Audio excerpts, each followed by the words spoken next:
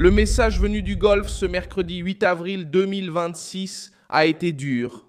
L'Iran a tenté d'utiliser le détroit d'Ormuz comme une arme de pression, mais il s'est heurté à une réponse ferme des États-Unis et a fini par céder du terrain dans un point vital pour le pétrole mondial. Ce qui s'est passé, c'est un cessez-le-feu provisoire de 2 semaines entre Washington et Téhéran, négocié avec la médiation du Pakistan après un ultimatum américain pour rouvrir le passage maritime en termes directs. La route que le régime iranien voulait bloquer est devenue le centre d'une pression militaire et diplomatique qu'il n'a pu soutenir comme il le souhaitait.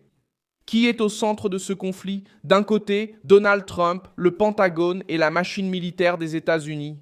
De l'autre côté, le régime iranien, ses forces armées et sa tentative de garder le contrôle du passage. Au milieu, il y a Israël, le Pakistan comme médiateur et le marché mondial, qui a réagi avec nervosité parce que Hormuz n'est pas un simple détroit. C'est l'un des points les plus sensibles de la planète pour l'énergie. C'est précisément pour cette raison que la crise a pris une telle ampleur. Le problème n'était pas seulement militaire, il était aussi économique, stratégique et politique. L'Iran savait que fermer ou étrangler le détroit d'Ormuz provoquerait un choc mondial et ferait grimper le prix de l'énergie.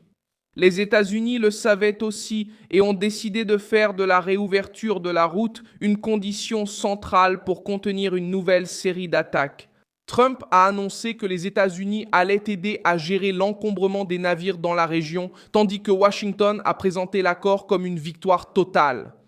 En pratique, la lecture la plus dure pour Téhéran est simple. Le régime a compris qu'il n'avait pas la force de maintenir le blocus total sans en payer un prix encore plus élevé. Les rapports qui ont circulé tout au long de la journée ont renforcé cette perception de pression maximale. Ils ont indiqué que des bombardiers étaient déjà en mouvement et que la suspension des attaques ne viendrait que s'il y avait une ouverture immédiate et sécurisée du passage dans le cadre d'une trêve temporaire. Ce détail est important car il montre le déroulement de la négociation. Ce n'était pas un geste spontané de paix, mais une pause obtenue sous une menace concrète. Voilà comment ce revirement s'est produit. D'abord, il y a eu la pression militaire. Ensuite, il y a eu le délai, puis la médiation du Pakistan est apparue, et ce n'est qu'alors qu'est venue la promesse d'un passage sécurisé à Hormuz. La raison de la résistance iranienne est également claire. Téhéran voulait transformer le détroit en un instrument de négociation.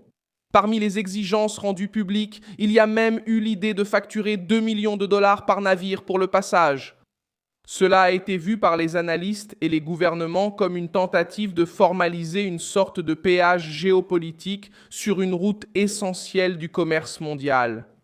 Ce point est devenu un symbole de la crise. L'Iran essayait d'échapper à la pression en utilisant Hormuz comme levier, tandis que les États-Unis tentaient justement de briser cette logique. Quand le conflit a atteint ce niveau, ce n'était plus seulement une guerre régionale, mais une bataille pour le contrôle de la circulation mondiale. Mais le scénario est encore loin d'être calme.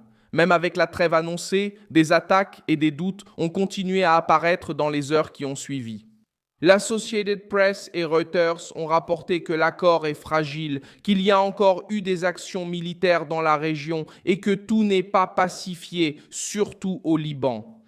L'Iran annonce qu'il mènera les discussions avec prudence et gardera ses forces en alerte. Cela montre que le cessez-le-feu n'efface pas la crise, il ne fait que geler une explosion qui reste prête à éclater. Le choc a diminué, mais la mèche reste allumée.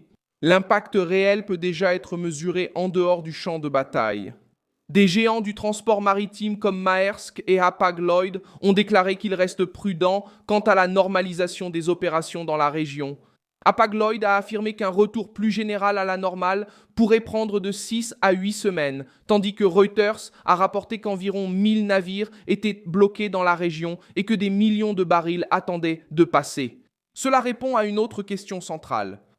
Où cette crise pèse-t-elle vraiment ? Non seulement sur la carte du Moyen-Orient, mais aussi dans les ports, les raffineries, les carburants, dans la poche de ceux qui ne sauraient même pas situer Hormuz sur une carte. Même à l'ONU, il n'y a pas eu d'unité pour exercer une pression plus forte. Une résolution soutenue par 11 membres du Conseil de sécurité pour coordonner les efforts de protection de la navigation à Hormuz a été bloquée par le veto de la Russie et de la Chine.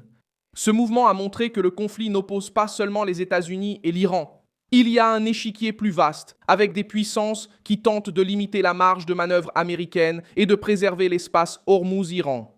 Néanmoins, le fait brut demeure. Le blocus est devenu un problème mondial. La réaction américaine a porté la tension à son comble et le régime iranien a été poussé à un repli tactique.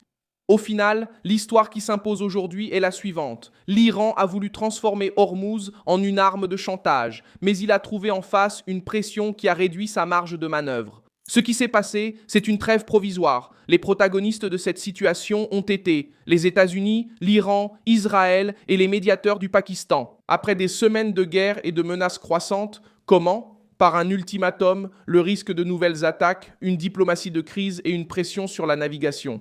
Et cette fois, ce pari iranien a subi un coup dur.